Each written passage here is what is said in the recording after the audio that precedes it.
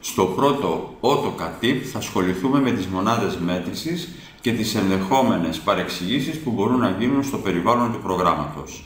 Στην αρχή θα κάνουμε μία μικρή εισαγωγή και στη συνέχεια θα δούμε τα ενδεχόμενα προβλήματα που μπορούν να υπάρξουν στη σχεδιαστική επιφάνεια του AutoCAD.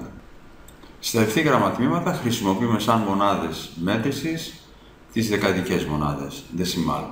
Ανάλογα με το σχέδιο που χρησιμοποιούμε, θα δώσουμε σαν μονάδα μας τα μέτρα ή τα μιλιμέτρα. Αν είναι μεγάλο σχέδιο, μεγάλης κλίμακας, θα δώσουμε μέτρα, ενώ αν έχουμε να κάνουμε ένα μικρό, παράδειγμα, μηχανολογικό εξάρτημα, θα δώσουμε σαν μονάδα τα μιλιμέτρα.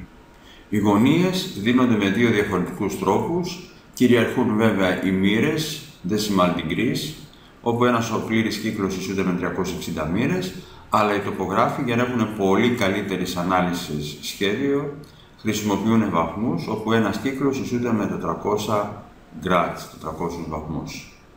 Δύο λόγια τώρα για τους άξονες και τις γωνίες. Κάθε σχέδιο που ξεκινάμε στο AutoCAD έχει ένα σημείο μηδενισμού των αξώνων, εκεί δηλαδή που συναντιόνται οι άξονες Χ και Ψ.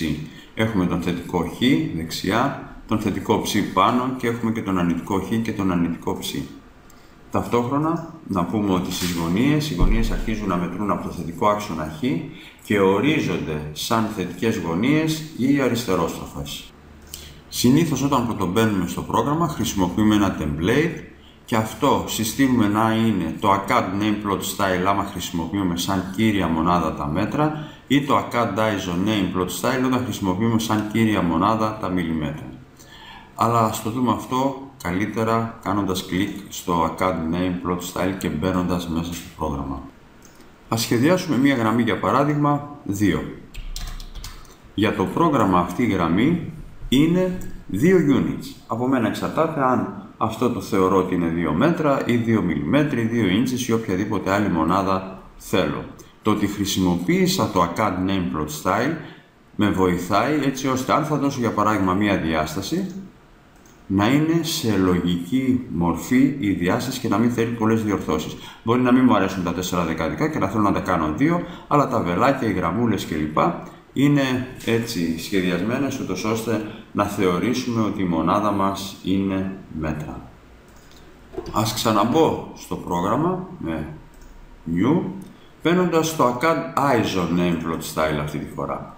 Αν έρθω να ξανακάνω πάλι μία γραμμή και πω ότι είναι 2 και κάνω ένα zoom για να τη δω καλύτερα, πάλι 2 units είναι. Απλώς άμα θα δώσω τη διάστασή της, θα δω ότι τα βελάκια είναι πολύ μεγαλύτερα, δεν έχω δεκαδικά κλπ. Γιατί ήταν προετοιμασμένο αυτό το σχέδιο να χρησιμοποιηθεί στα μιλιμέτρα.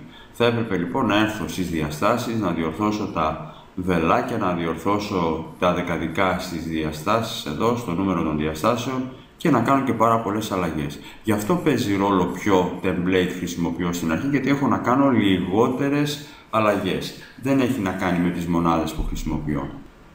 Έτσι λοιπόν, αν πάρω αυτό εδώ το σχέδιο και το μεταφέρω στο άλλο, από παράδειγμα Ctrl-C και έρθω εδώ που είχα το προηγούμενο και πω Ctrl-V, clipboard για παράδειγμα Paste, θα δω ότι μου έρχεται ακριβώς στις ίδιες μονάδες, γιατί κατά τη δικιά μου άποψη και στο προηγούμενο template που είχα χρησιμοποιήσει, το ACAD ISO Nameplot Style, το 2 το θεωρούσα 2 μέτρα. Οπότε δεν έχει σημασία το template που χρησιμοποιούμε. Καλό είναι όμως να χρησιμοποιούμε το ACAD Nameplot Style αν θέλω μέτρα ή το ACAD ISO Nameplot Style αν θέλω μιλιμέτρα για να έχω να κάνω λιγότερες ρυθμίσεις. Αυτό όμως που έχει πολύ μεγάλη σημασία είναι να έρθω στη Units και εδώ να ορίσω τα μέτρα έτσι ώστε οτιδήποτε φέρνω μέσα στο σχέδιο να μπορεί να χρησιμοποιηθεί σαν μέτρα, να γίνει μετατροπή του δηλαδή.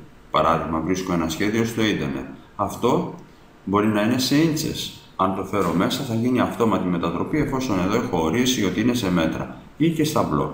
Ή αντίστοιχα να το έχω κάνει μιλιμέτρα αν η βασική μου μονάδα είναι τα μιλιμέτρα.